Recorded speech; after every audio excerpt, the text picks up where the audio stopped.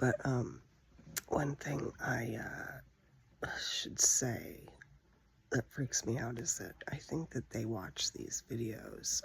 They have trolls who keep track of anything I say.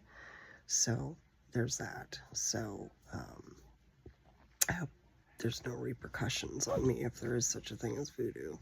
But anyway, I remembered something also, and it keeps coming back into my head whenever any of this stuff bubbles back up and I'm thinking about it, was that like at least a decade before this girl's arrival, with her weird love spell, hair, voodoo, like whatever's,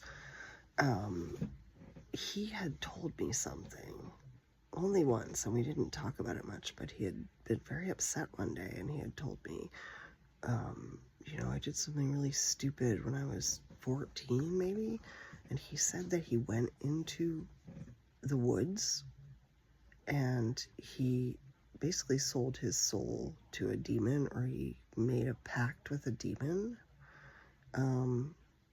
for his success.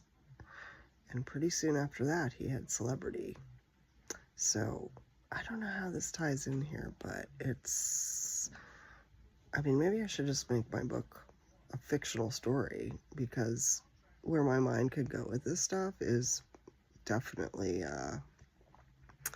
riveting, to say the least. But I'm just curious. I figure there's probably a lot of people out there that have a lot more knowledge than I do based on this stuff, or ideas or similar experiences that it would resonate with, that could offer me some camaraderie at the very least, or perhaps insight. But yeah, that was something he said a decade before all the end drama started, with our resident, who I call the Hack Witch. Yeah, strike me down. Go ahead and try. Last time she did, she only got skin deep, and I'll talk about that in a minute. I guess since I'm on a roll here, I just want to mention there's a lot more to the story. So I'll tell more of it as time goes on, I guess. But believe me, like, this stuff would not still be in my head if it was just the few things that I've mentioned so far. But yeah, there were black books with secret, weird, mathematical, astrological constellation-looking renditions of symbols based on her name and his name and all kinds of weird stuff, not to mention what looked to be some kind of a curse on her calendar with my initials, which are GG, so they're pretty specific. And I did develop a basically full body, well, not full body, but my forearms and limbs, you probably can't see, there's scars. It went away, thank God, but you can see these little white splotchy scars, because it was almost like bug bites or parasitic something, but no doctor. It was on my legs as well.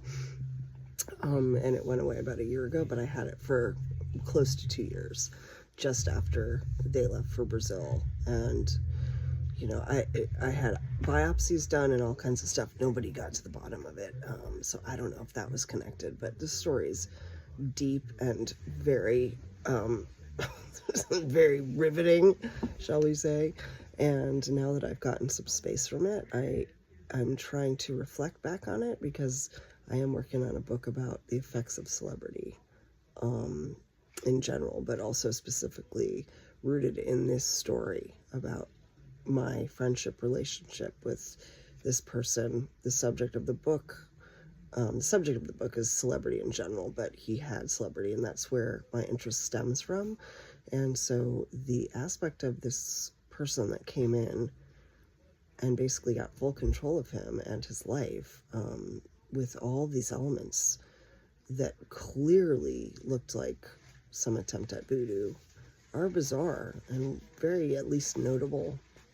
So, yeah. So I was just talking about these weird Blair Witch hair tufts that a friend of mine, who I'm not friends with anymore, showed me that were placed all over his house by this woman at the time that he really hated and had kicked out of his house, but who he's now married to, had moved to Brazil and married. And he had told me she was a shape-shifting witch, that she was very dangerous. And I just thought he was rejecting another girl because I'd seen him do that for decades. So I didn't give it a lot of thought, although this was really weird. Those things that he showed me were very carefully constructed, as I referred in my other text, Blair Witch film set props. That's what they looked like, made out of hair, pulled from a hairbrush perhaps, and tied up with like sticks and strings and weird stuff, and they unraveled themselves overnight. But anyway, so the story goes on from there. Another element to this story is that I found out later, I had this wonderful car that I just bought during, it was like 2021, I guess. And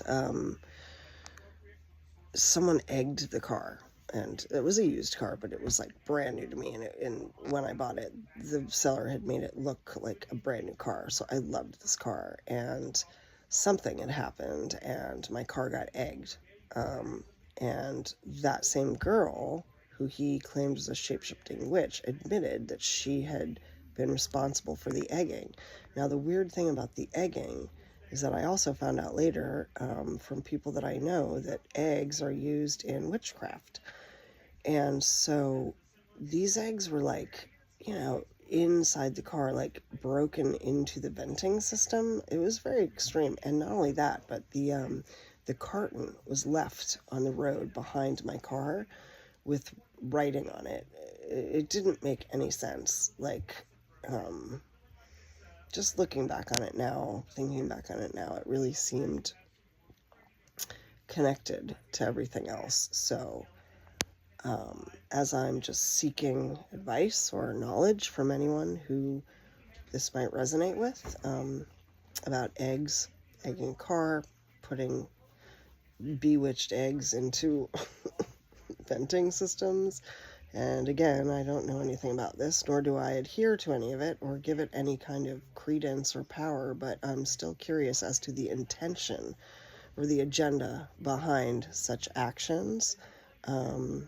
And she is Brazilian, so I don't know if that's connected, but I know that there's a lot of this kind of practice in Brazil, perhaps more than the United States. And also for the fact that my friend, who is now my ex-friend, was so passionately, horribly hostile towards her after a period of time, and then suddenly changed his entire tune, came back, like, I didn't see him. There's another ghosting period of a week or two, and then comes back to, like, knocking on my door. Oh, I'm in love with her, it turns out. I can't believe I never realized it till now.